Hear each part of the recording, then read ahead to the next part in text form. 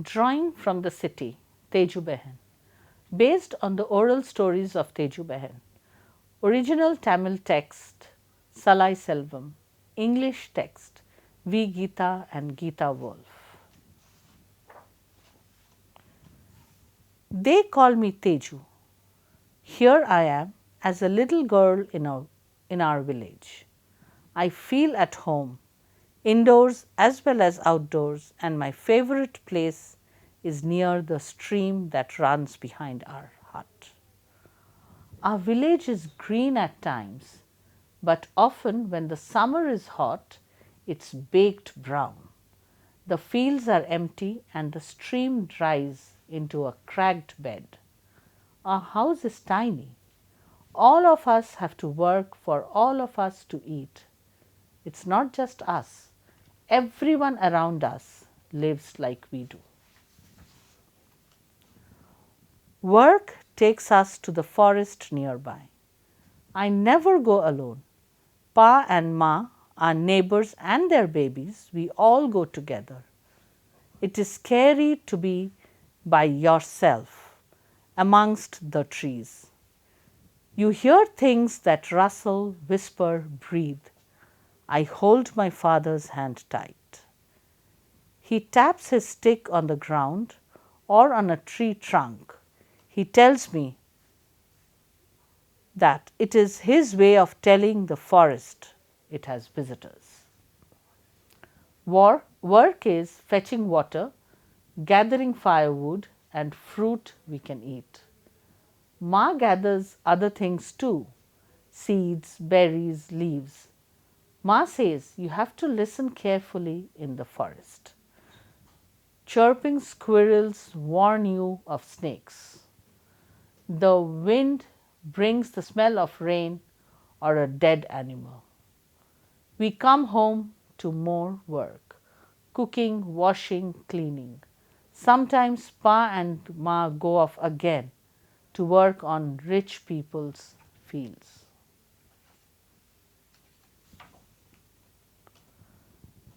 Pa also sings for a living. He leaves early in the morning, going from house to house, singing songs about God, love, pain, and happiness. In return, people give him money or grain. Ma does not go with him. She loves to sing, but in our village, women don't sing in public. Ma chants though. Her chanting is musical and soothing as she prays to the village goddess. Our goddess is armed and rides a tiger, and Ma says she's both kind and fierce. All the women in the village pray to her.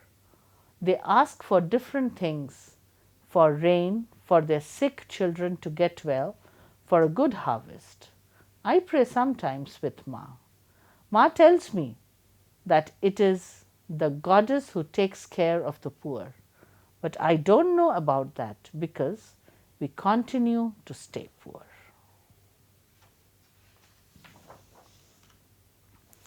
They say the poor have nowhere to go. I'm not sure. When people don't have enough to eat, they take the train to the city to find work. A railway line runs along the edge of the forest. If you walk along the tracks for about 5 miles, you come to the station. A train runs faster than any animal or bird I know. I like to stand on the edge of the forest and watch the trains as they rush past. I see people looking out of the windows. They are not like the people in the village. They are like faces you see on calendars or in photos. Lucky people, I think. They don't have to work. They can sit and stare at the world going by. I like to think of myself getting onto one of those trains. I want to be on the move. Whenever I feel that way, I walk along to the station, I wait for a train to stop, then I walk up and whisper, "Take me to the city."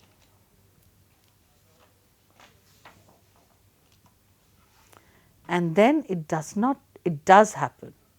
We find ourselves at the station one busy night, waiting for a train. The station is a crowded place, and tonight there is no place to move. We are a large group of people on our way to the city. It's strange. I'm excited about getting on the train, but it is not like I imagined. A red hot summer has passed, and after 2 months there is still no sign of rain. Clouds of dust settle on our hair and clothes. We are hungry and thirsty. Ma has grown thin since she gives us what there is, and she does not eat herself. I am a big girl now, nearly 13, so I understand how bad things are. We have to travel to find work, to be able to eat. So I am ready to go, but not like this, not with a van group of people with big bundles and worried eyes. We reach the city. Everything is on the move here, not just the train. People rush past, pushing their way through the streets. Only the tall buildings seem rooted to the spot, along with a few trees that stand guard on the other side. I don't mind the rush though. The sun is setting, and I marvel at the lampposts. They can turn night into day. Nights in our village are really dark. But those tall buildings are not for us. We move on right to the edge of the city and begin to build homes for ourselves. They are not made of mud or brick, but of cloth, plastic, and gunny bags, anything we find. We are to live in tents now. At least we are not alone. So we begin to make a life for ourselves as a small community. And it is here in our ragged tent city that I grow up. 3 years pass. I am now a young woman, and Ma and Pa decide that it is time to get me married. I am lucky they find a groom with kind eyes. His name is Ganesh Bhai, and he sings for a living just like Pa did back in the village. Ganesh Bhai wants me to sing with him. I am hesitant. Women in our community don't sing in public, but he coaxes me, and I remember Pa's music. Soon between us we have a range of songs on hope and faith, the passing of seasons, and of love and surrender. We become confident and decide to move on, make a living singing.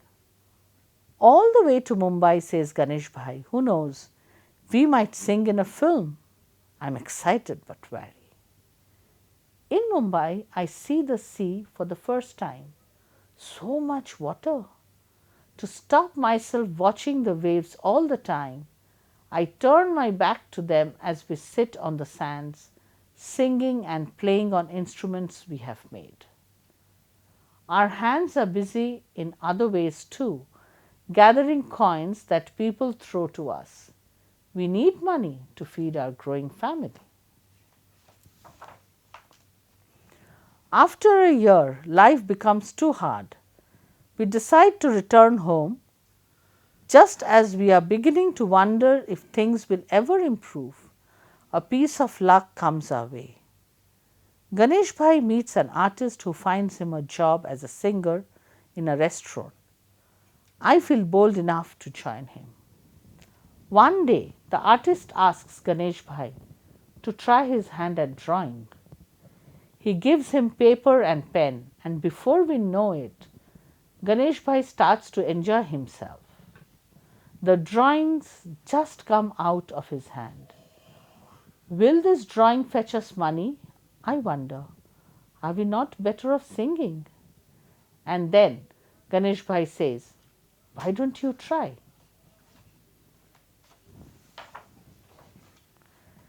It is like magic. I sit in one place with paper and pen, and it is my hand that starts to move. Lines, dots, more lines and more dots, and you have a picture. I can bring to life things that I have seen and known, but also things that I imagine. I can even bring the two together.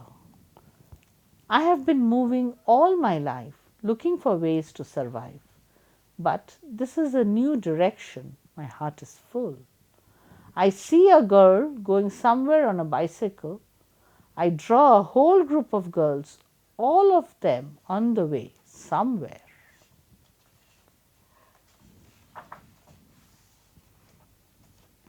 I like cars.